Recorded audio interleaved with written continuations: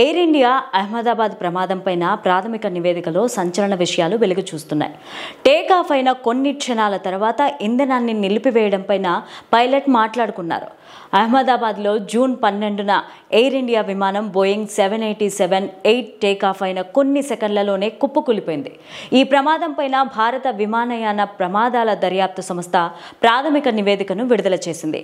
ఈ నివేదికలో పలు ఆశ్చర్యకరమైన విషయాలు వెలుగులోకి వచ్చాయి. దీని ప్రకారం విమానం టేక్ ఆఫ్ అయిన తర్వాత 2 ఇంజన్లు ఒక్కసారిగా ఆగిపోయాయి. దీనివల్ల విమానానికి పవర్ సప్లై నిలిచిపోయింది.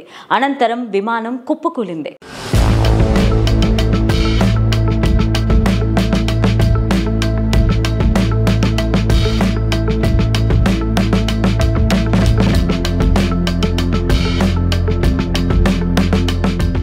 ఏఏఐబి నివేదిక ప్రకారం విమానం టేక్ ఆఫ్ సరిగానే అయింది. ఆ తర్వాత కాసేపు నార్మల్గానే ఉంది. అవసరమైన ఎత్తుకు కూడా చేరుకుంది. అయితే అప్పుడే 2 ఇంజన్లు పనిచేయడం మానేశాయి. ఆయిల్ కట్ ఆఫ్ స్విచ్లు రన్ మోడ్ నుంచి కట్ ఆఫ్ మోడ్లోకి వెళ్ళిపోయాయి. అంటే ఇంజన్లకు ఇంధనం సరఫరా ఆగిపోయింది. ఇంజన్కు ఇంధనం ఆగిపోవడంతో అవి పనిచేయడం మానేశాయి. దీంతో విమానం కుప్పకూలింది. దీన్ని మరింత విపులంగా నివేదికలో పేర్కొన్నారు. విమానం ఎయిర్ గ్రౌండ్ సెన్సార్లు ఎయిర్ మోడ్లోకి మారాయి. లిఫ్ట్ ఆఫ్కు అనుగుణంగా ఉంది. 2 ఇంజన్ల కోసం ఇంధన స్విచ్లు 1 సెకండ్ గ్యాప్లో వరుసగా ఆగిపోయాయని పేర్కొంది. విమానం దాదాపు 8842 యూటీసీకి గరిష్టంగా 180 నాట్స్ ఐఏఎస్ ఎయిర్ స్పీడ్ చేరుకున్న తర్వాత ఇంజన్ 1, ఇంజన్ 2 ఇంధన కట్ ఆఫ్ స్విచ్లు 0.1 సెకండ్ల గ్యాప్లో ఒకదాని తర్వాత ఒకటి రన్ నుంచి కట్ ఆఫ్ మోడ్లోకి మారాయి అని విమానం ఈఏఎఫ్ఆర్ను ఉద్ఘాటిస్తూ నివేదికలో పేర్కొంది.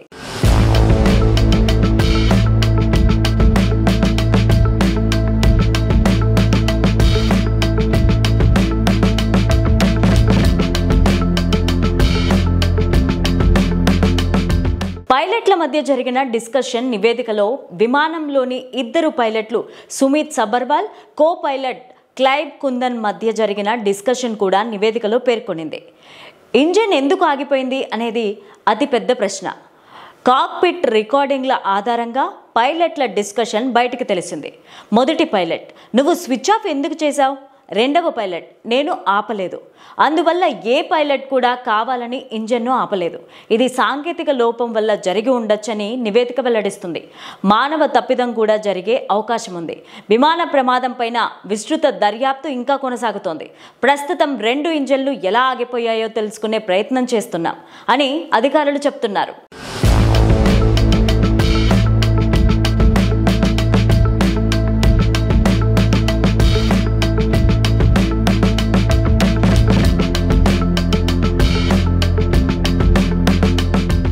ఇంజన్ ఆగిపోయిన తర్వాత RAT బయటకు వచ్చింది. అంటే విమానానికి అత్యవసర విద్యుత్ అవసరమని అర్థం.